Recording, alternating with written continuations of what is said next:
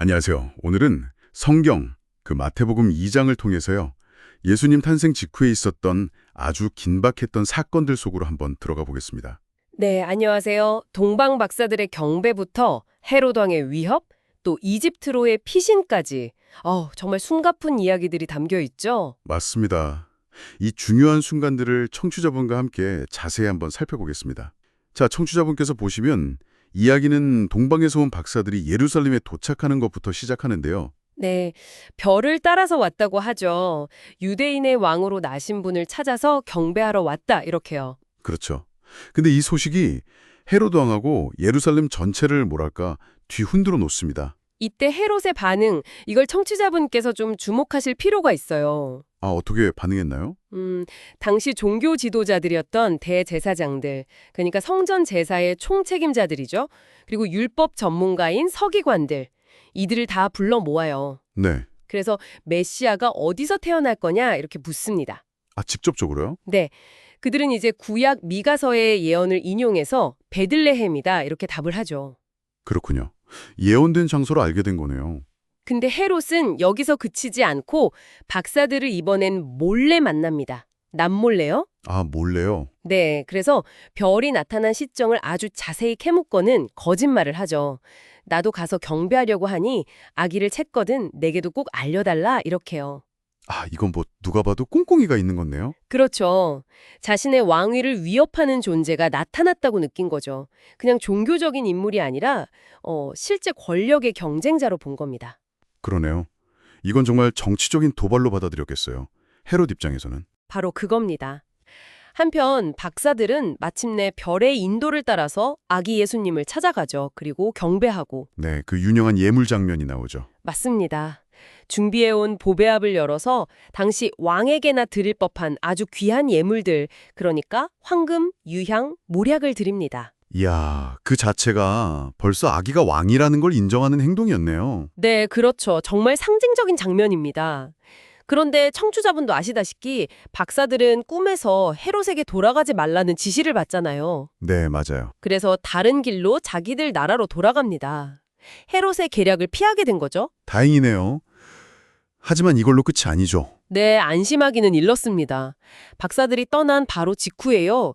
요셉이 꿈에서 주의 사자로부터 또다시 아주 긴급한 경고를 받습니다. 어떤 경고였나요? 헤롯이 아기를 찾아서 죽이려 하니 어서 아기와 마리아를 데리고 이집트로 피신해서 다시 지시가 있을 때까지 거기 머물러 있어라 이런 내용이었죠. 와, 정말 급박했겠네요. 그래서 요셉은 즉시 그 밤에 일어나서 가족을 데리고 이집트로 떠납니다. 청취자분께서도 이 긴장감이 느껴지실 거예요. 한밤중에 도망이라니. 그렇죠. 정말 영화 같은 장면인데요. 네. 그런데 마태는 이 피신조차도 그냥 단순히 위험을 피하는 사건으로만 보지 않는다는 게 중요해요. 아, 또 다른 의미가 있군요. 그렇습니다. 애굽으로부터 내 아들을 불렀다는 호세아 선지자의 예언을 성취하는 과정으로 해석을 하죠. 아, 그 예언이요? 네. 원래는 이스라엘 민족의 출애굽을 가리키던 구절인데 이걸 예수님께 적용하면서 예수님을 새로운 이스라엘 구원자로 보여주는 겁니다. 그렇군요. 심오한 의미가 담겨 있네요. 한편 이제 박사들에게 속았다는 걸 알게 된 헤롯은 어우, 정말 격분합니다. 그렇죠. 계획이 틀어졌으니까요. 네. 그래서 자기가 알아냈던 그 별의 출현 시점을 기준으로 삼아서 베들레헴과 그 주변 지역의 2살 아래 남자아기들을 모두 죽이라는 정말 끔찍하고 잔인한 명령을 내립니다. 아, 정말 상상하기 어려운 비극이네요. 네. 그런데 마태는 이 끔찍한 사건조차도 예언과 연결을 시킵니다. 이것도요? 어떻게 연결시키죠? 이 참혹한 학살을 두고 라마에서 슬퍼하며 크게 통곡하는 소리가 들리니 라헬이 그 자식을 위하여 애곡하는 것이다. 라는 예레미야 선지자의 예언이 이루어진 것이다. 이렇게 말하거든요. 아, 라헬의 통곡. 네, 이스라엘의 역사적인 슬픔과 예수님 탄생 초기의 이 비극을 연결시키면서 이 모든 혼란 속에서도 하나님의 계획은 진행되고 있다. 이걸 보여주려는 의도가 있는 거죠. 정말 복잡하고도 깊은 이야기네요. 시간이 흘러서 헤롯 왕이 죽죠? 네, 마침내 헤롯이 죽습니다. 그러자 이집트에 있던 요셉의 꿈에 천사가 다시 나타나서 이제 이스라엘 땅으로 돌아가라고 지시합니다. 아, 드디어 돌아갈 때가 된 거군요. 그렇죠. 아기의 목숨을 노리던 자들이 죽었다는 소식과 함께요. 하지만 돌아가는 길도 그렇게 순탄하지만은 않았다고요?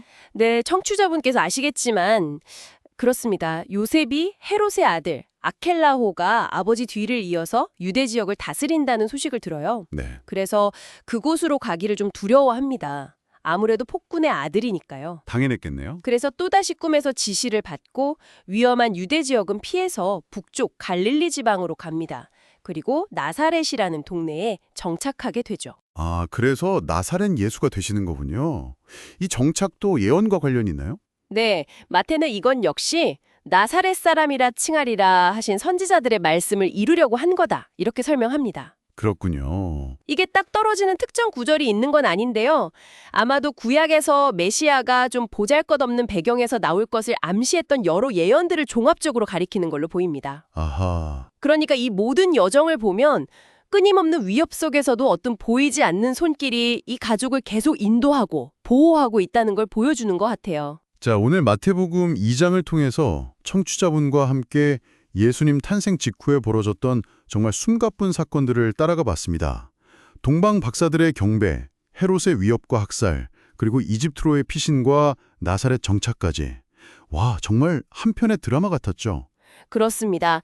청취자분께서도 느끼셨겠지만 이 장은 그냥 단순한 탄생 축하 이야기가 아니에요. 네. 처음부터 예수님의 존재 자체가 세상 권력과 어떻게 부딪히는지, 그리고 그 위태로운 과정 속에서 마태가 구약의 예언들을 얼마나 섬세하게 엮어내면서 이 모든 게 하나님의 계획 안에 있다고 보여주는지 이게 드러나는 거죠. 왕으로 오셨지만 시작은 환영이 아니라 위협과 피신이었다는 점이 참 인상 깊네요. 네, 그게 핵심입니다. 이처럼 탄생 직후부터 세상의 위협과 또 신적인 보호가 교차하는 이 이야기는 참 많은 생각을 하게 만드는 것 같습니다.